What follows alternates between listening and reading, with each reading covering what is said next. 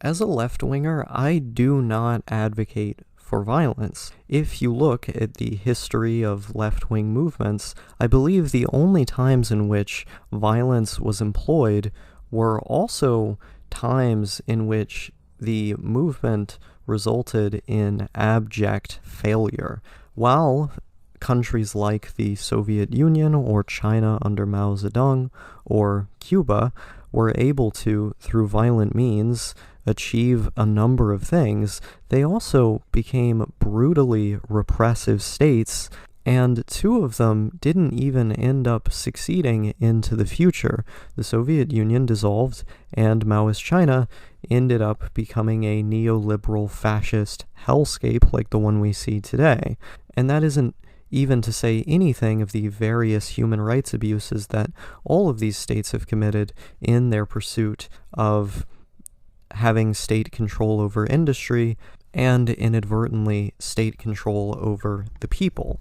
But I do think it's possible to create an egalitarian economic system where the state is involved without the state becoming so involved that they end up meddling in our lives. I do think there is a small government version of leftism or socialism that's achievable. And it's achievable through the democratic means that we already have in this country. I was deeply inspired by the Bernie Sanders people taking over the infrastructure of the entire Nevada Democratic Party. The DSA literally took over the entire party. Now, there have been various failures on the ground since then, and they have not exactly built the kind of movement that I would like to see. But needless to say, they were capable of doing that at the grassroots level. And I believe the push to get certain left-wing state senators, state representatives, and representatives at the federal level, as well as fairly left-wing ballot initiatives onto the ballot, show the power of people power. I think if we continue to push the Democratic Party further and further left, eventually those to its left flank will come to replace the centrist establishment that has defined the party since the 1990s. I mean, we're already seeing this. Joe Biden conceding to a number of left-wing issues such as student debt relief, such as raising the minimum wage for all federal workers, including those who are tipped. He abolished federal contracts with private prisons that used prison labor. He also instituted an executive order banning the discrimination of LGBT people, and I could continue listing the things that he's been able to accomplish. The withdrawal from Afghanistan is another one. Biden has been a surprisingly left-wing president.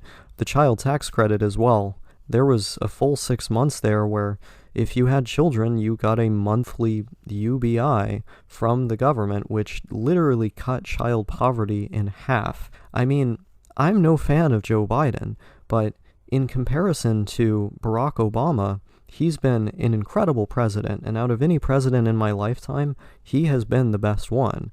That being said, he's only been able to achieve these things and actively push for them and get them done because of the push that exists inside the Democratic Party now. The Progressive Caucus has more power than it ever has, and as a result of getting their votes on some crucial bills for the centrist wing, they've had to have their agenda represented at the national level by the president.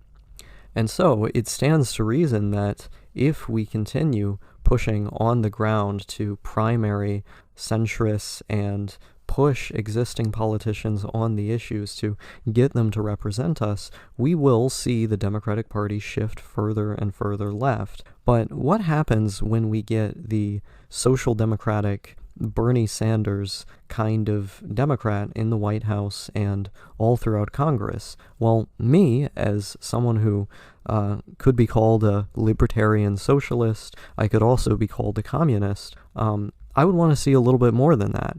For example, whenever these banks fail, I think there's a very easy way we could begin to see a more socialistic America. Rather than bailing them out, why doesn't the government just buy them? Soon enough, after buying enough of these banks when they fail, or even when they're not failing, when they're just existing, we could fully nationalize all of the banks. It makes no sense that something like banking that is essential to human life, essential to the economy, is in private hands. It should be in the hands of the people. And at the same time, we can use eminent domain under the U.S. Constitution to nationalize our railways, all of our transit infrastructure, telecommunications, internet, and the power grid, as well as water and natural resources such as oil and mining. We can do all of this through eminent domain and other legal means of the U.S. government that aren't violent in nature. All of these things are achievable if we simply elect the people that are going to do the things that we want them to do. And in the process, you would save so much bloodshed of innocent life, as well as the chance for an authoritarian takeover. I mean, if we did a violent revolution, not only would scores of innocent people die, we could very easily, as history has told us, have an authoritarian takeover that leads to the country being nothing like what we leftists envision. And so, by pushing our politicians on the ground to agitate for the things that we believe in and putting real pressure on them, as well as advocating for these ideas in our own communities, attempting to change minds and sway people through things like mutual aid, through things like participating in our communities, going and, like the Black Panthers with their free breakfast program, giving aid to the poor, and at the same time, giving them some ideological education. The Black Panthers used to read a little bit out of Chairman Mao's Little Red Book when they were feeding those kids free breakfast. I don't see why we can't do the exact same thing with organizations related to, say, harm reduction, or feeding the homeless, or the poor more broadly, and other forms of economic aid that we can organize around to politically radicalize the poor.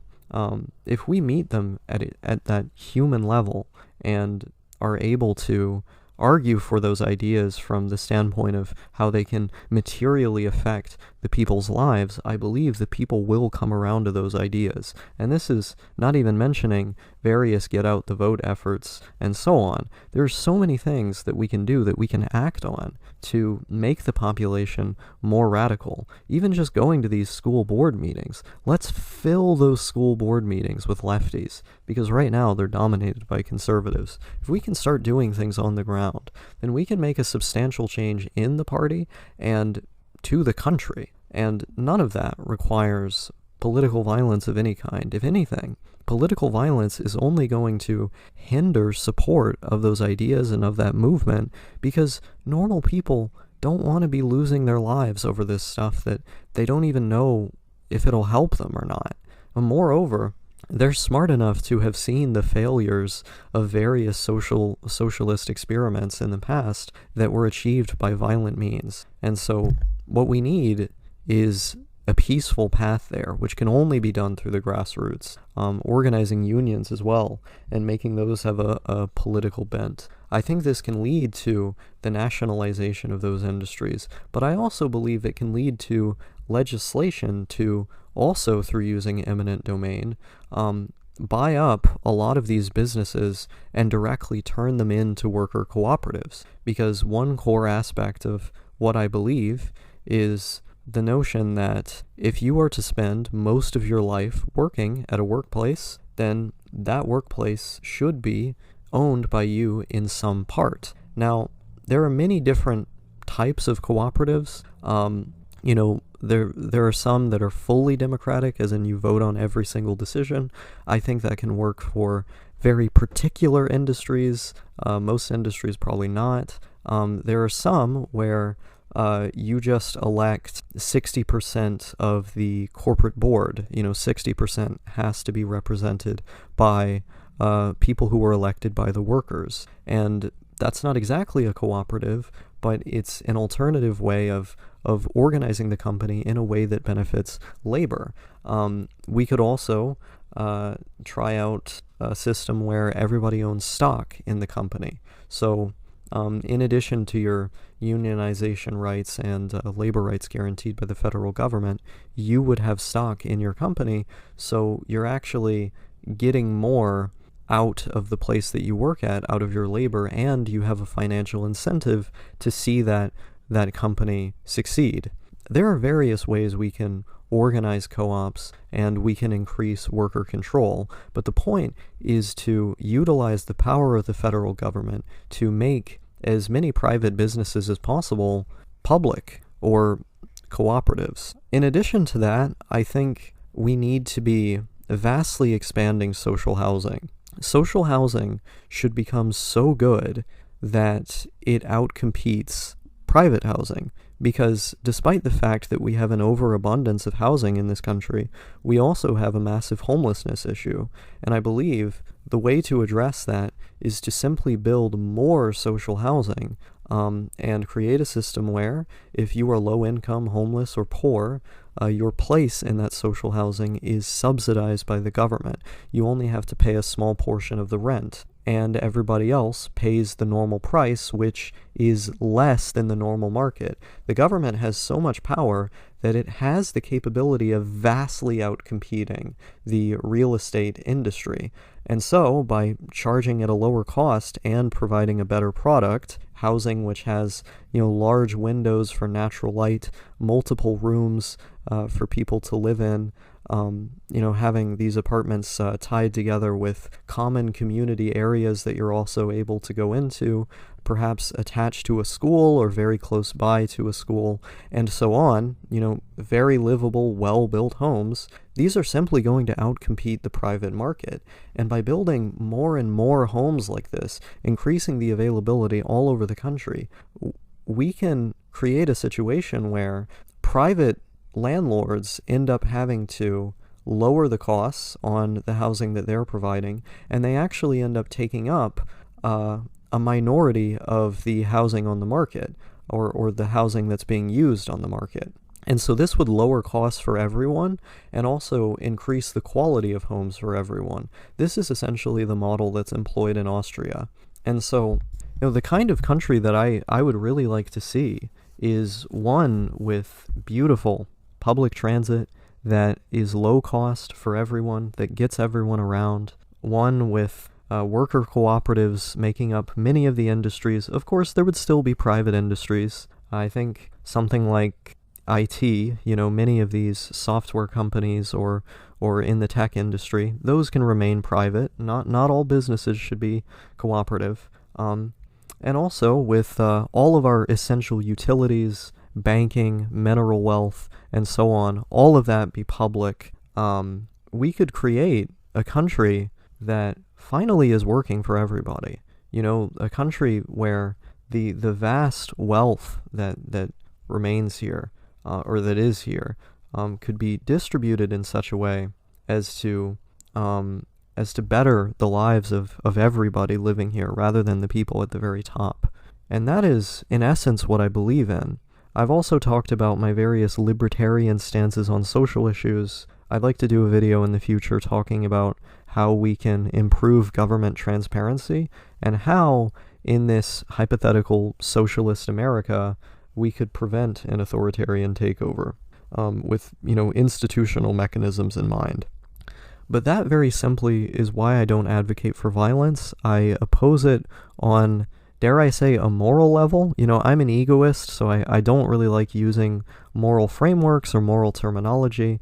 But, I would be lying if I didn't say there's some intuitive disgust, human disgust, that I have at the idea of us just going to war with our fellow Americans, I also think it would be impractical, that it would lead to a bad outcome, and that's assuming that it even quote-unquote succeeds in the first place. I think it would simply be bad tactics, as in it would fail. And in the event that it did quote-unquote succeed, it would still fail because it would lead to an authoritarian takeover.